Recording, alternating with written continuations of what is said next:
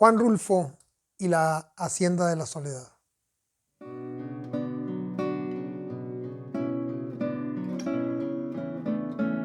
Felipe Montes.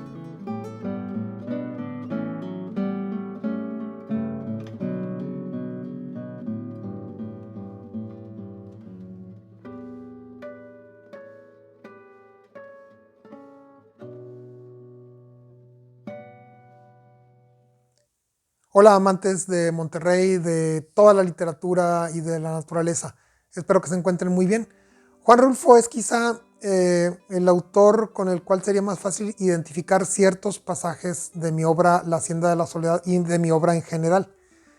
En la ocasión pasada platicábamos acerca de Horacio Quiroga, cuya combinación de belleza y crueldad es muy característica en su obra y muy característica en la mía.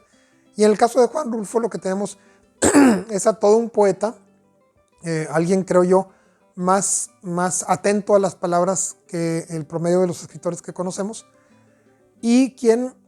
logró hacer con su puñado de cuentos y con su novela poema una piedra que nos dice que a partir de ahí todo ha sido diferente. Sin embargo, he notado yo con cierta desazón que los hallazgos de Rulfo, como de algunos de los autores que más me gustan, o quizá como todos, no han sido bien aprovechados. Son hallazgos. Nadie necesita plagiar a alguien para aprovechar sus hallazgos. Quizá tenga yo una visión más bien de la historia de la ciencia aplicada a la historia de la literatura, puesto que me sorprende que habiendo ya existido la Divina Comedia, el Quijote,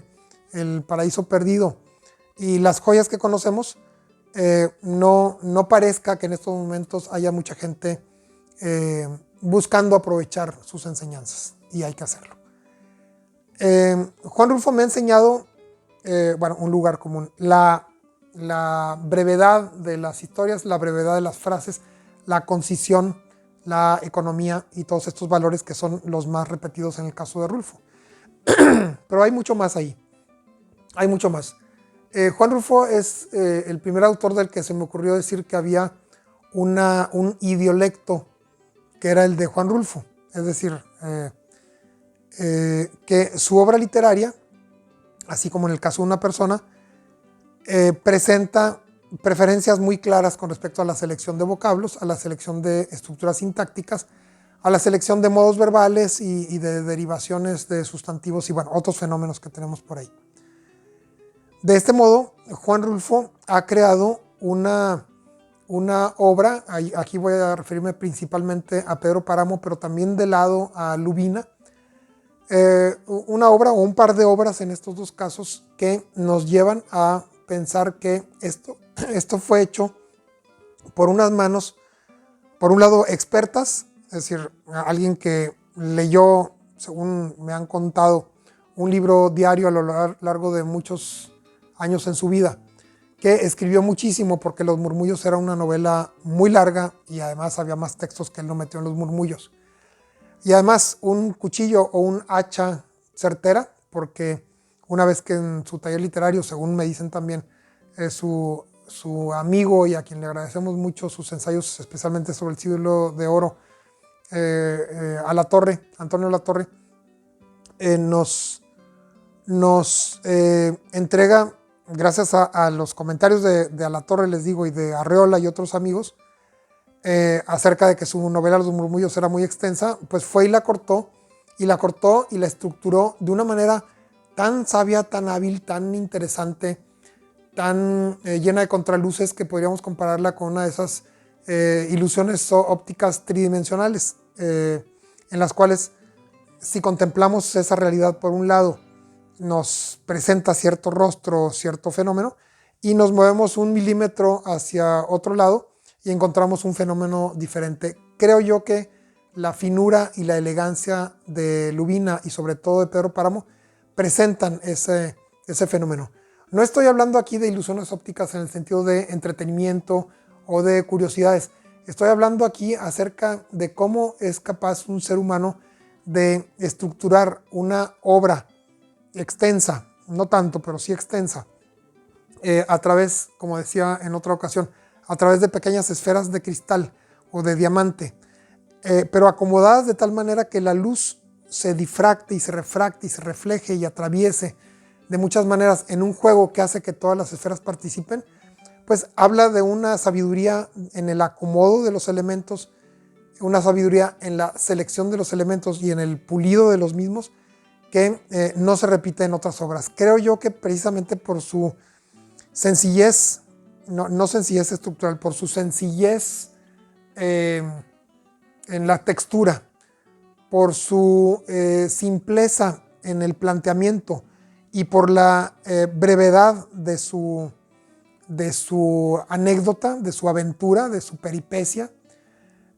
ha logrado Rulfo, no sé si él lo esperaba o no, espero que algún biógrafo me diga acá en los comentarios,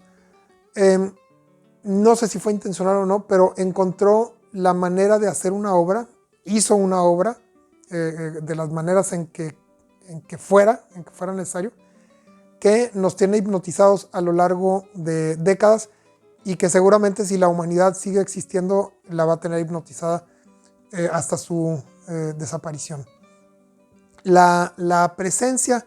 de una piedra tan bien hecha y tan bella como Pedro Páramo en el contexto literario mundial lleva a que no podamos escapar de su influjo y no queramos escapar de su influjo, al menos yo no, a diferencia de autores de otros gustos y otras tendencias. He querido emular la brevedad de ciertas frases, la concisión en ciertos diálogos hay que decirlo, porque por otro lado, en otro video va a venir otro autor que es en general lo contrario a esa concisión. El sabor a ceniza y a polvo de la boca de Rulfo, la belleza de sus paisajes expresada a través de una poética con un campo semántico más bien restringido y muy bien medido, muy bien mesurado, en donde la repetición se utiliza únicamente para fines de un efecto de avance sobre el espíritu del receptor, del agradecido receptor, y la concisión, ya lo habíamos elogiado del platero en el caso de Juan Ramón Jiménez, la concisión de aquellos fragmentos tan bien pulidos de que se compone Pedro Páramo o que constituye completamente a Lubina y a los otros cuentos, claro, también, ¿no? Aunque son más narrativos, más basados en la anécdota o incluso en intrigas que están muy bien manejadas y que están siempre ensombrecidas y opacadas por el poderío del lenguaje de Juan Rulfo. Finalmente quiero hablar de algo acerca más superficial, que es que los paisajes rulfianos han influido mucho en la literatura generada aquí en la región donde yo escribo. Varias personas, incluyendo una alumna de él, una alumna de taller literario, Irma Sabina Sepúlveda, aprovechó. Bueno, pues yo estoy aprovechando también ese enorme parecido, o ese, no parecido, no son tan parecidos, ese eco que hay entre el paisaje de las tierras de Rulfo y el paisaje de estas tierras nuestras. Es decir, somos escritores de paisajes, somos escritores de alma humana, y el alma humana, al menos en el caso de la influencia de Rulfo, se ve empequeñecida por la majestad de una anécdota desgraciada y de un paisaje implacable.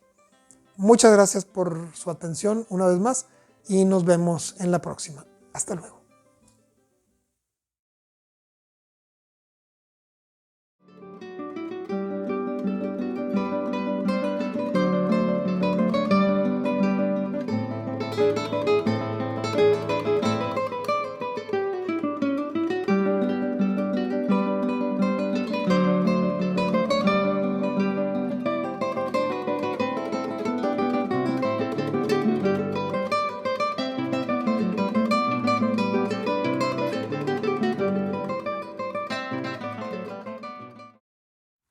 La Hacienda de la Soledad, una experiencia fantástica y fuerte para amantes del realismo mágico, está en Amazon.